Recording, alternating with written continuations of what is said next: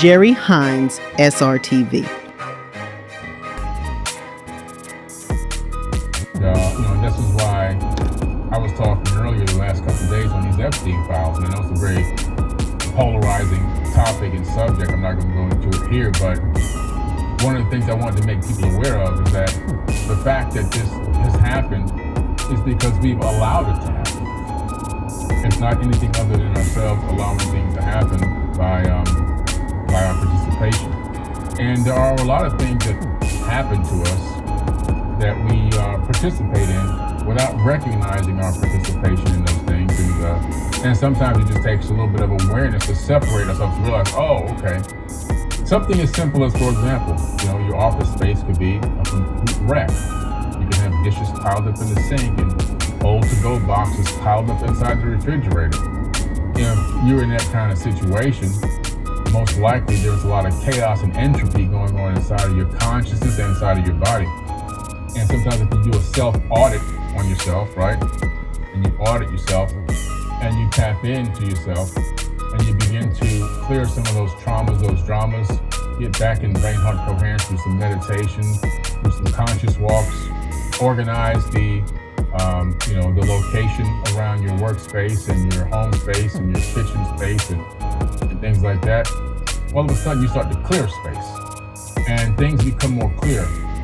You can see better. Your vision, your 3D and your spiritual vision become more clear. Because it's so much that we're collaborating and participating, we don't realize it, and that's the ancient sayings were, the ancient.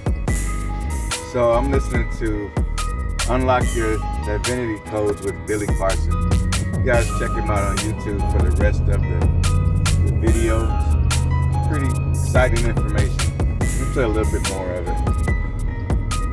Hermetic principles, which much later became the Hermetic principles. The principle of as within, so without, as above, so below, and it's a real thing. And then you have, the principle of cause and effect. So these conscious decisions that we think about and that we either act on or don't act on have consequences. And there's always going to be a consequence no matter what. It could be a good consequence or a bad consequence, but there will be a consequence. We have to learn how to pre-think our action or inaction, and we see if we don't take action, or if we take action, or if we take action this way, just setting our mind outside of space and time to see what the reality will be, what will unfold for us in that particular energy or vibration, so we can make better conscious decisions in the moment before we actually act or don't act. It's interesting to reprogram our subconscious mind. Mm-hmm. It's very challenging to do from the conscious mind, because the conscious mind can process, say, 7 individual bits of information a second. Mm-hmm. Where the subconscious can process 13 million computations or more a second. So what can we do to reprogram the subconscious, which is like the automatic mind? It's all those things that it's doing are on automatic.